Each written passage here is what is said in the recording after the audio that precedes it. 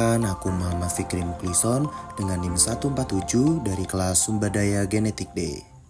Di sini saya akan membahas tema mengenai teknologi konservasi sumber daya genetik. Sebelum masuk pembahasan, kalian harus tahu apa sih sumber daya genetik? Sumber daya genetik adalah materi tumbuhan, binatang, atau jasa renik yang mengandung unit-unit yang berfungsi sebagai pembawa sifat keturunan, baik yang bernilai aktual maupun potensial untuk menciptakan galur, rumpun, dan spesies baru. Selanjutnya, apa itu teknologi konservasi sumber daya genetik dan mengapa itu penting? Teknologi konservasi sumber daya genetik adalah suatu metode untuk melestarikan keanekaragaman genetik suatu spesies. Konservasi penting untuk memastikan keberlanjutan sumber daya alam dan menjaga potensi untuk masa depan seperti peningkatan tanaman, ketahanan penyakit, dan adaptasi terhadap perubahan lingkungan. Jenis konservasi ada dua, yaitu secara in situ, melestarikan spesies di habitat aslinya, dan ex situ, melestarikan spesies di luar habitat aslinya. Terdapat banyak metode teknologi konservasi sumber daya genetik. Salah satunya yang akan saya bahas yaitu kultur jaringan sebagai inovasi dalam konservasi sumber daya genetik tumbuhan langka, yaitu tumbuhan anggrek. Reproduksi kultur jaringan merupakan salah satu metode yang paling efektif dalam konservasi sumber daya genetik, khususnya untuk tanaman langka. Teknologi ini memungkinkan perbanyakan tanaman secara cepat dan dalam jumlah besar tanpa tergantung pada musim dan lingkungan eksternal. Dalam konteks konservasi, kultur jaringan berperan penting dalam menjaga keanekaragaman genetik dan mencegah kepunahan spesies tanaman langka.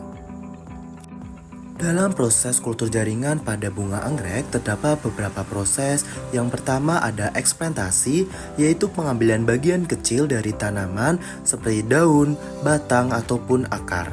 Kedua ada sterilisasi, yaitu pembersihan eksplant dari kontaminan menggunakan bahan kimia seperti alkohol dan merkuri klorida. Ketiga ada inisiasi kultur, yaitu penempatan eksplant pada media kultur yang mengandung nutrisi, hormon tumbuhan, dan agar untuk mendukung pertumbuhan. Keempat, multiplikasi. Perbanyakan tanaman dengan subkultur berulang untuk menghasilkan banyak individu dari eksplant awal. Dan terakhir ada aklimatisasi, yaitu pemindahan bibit yang sudah tumbuh dari kondisi in vitro ke lingkungan luar atau rumah kaca untuk adaptasi sebelum penanaman di lapangan.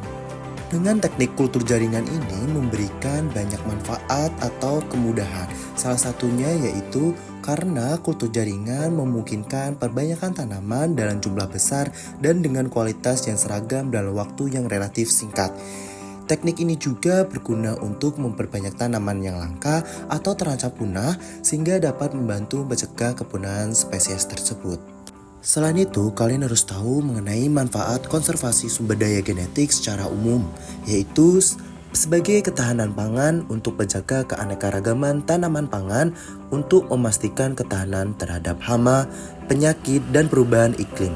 Yang kedua, sebagai penelitian dan pemuliaan, yaitu memberikan sumber daya genetik yang penting untuk penelitian ilmiah dan pengembangan varietas baru yang lebih unggul. Yang ketiga, pelestarian biodiversitas, yaitu melestarikan keanekaragaman hayati yang penting untuk ekosistem yang sehat dan berfungsi.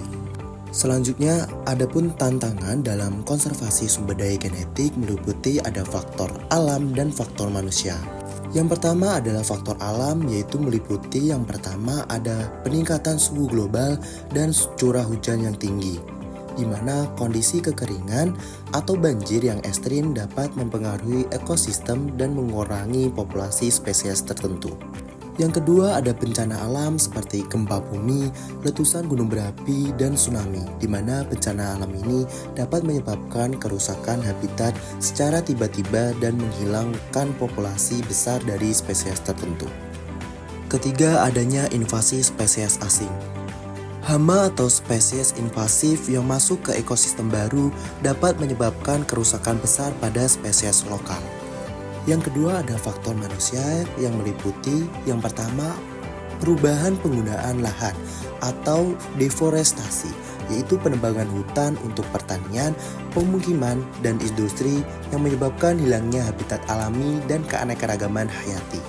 Yang kedua yaitu pertanian intensif seperti monokultur, di mana penanaman satu jenis tanaman secara luas mengurangi keanekaragaman genetik dan membuat tanaman lebih rentan terhadap hama dan penyakit.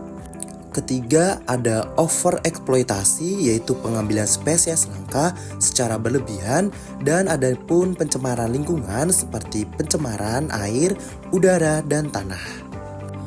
Menjadi sumber daya genetik adalah investasi bagi masa depan kita. Dengan melestarikan keanekaragaman genetik, kita tidak hanya melindungi spesies dan ekosistem yang ada saat ini, tetapi juga membangun fondasi yang kuat untuk ketahanan pangan, kesehatan, kemajuan ilmu pengetahuan, dan keberlanjutan ekonomi. Mari kita bersama-sama mengambil tindakan untuk melestarikan sumber daya genetik demi kesejahteraan manusia dan kelestarian bumi kita.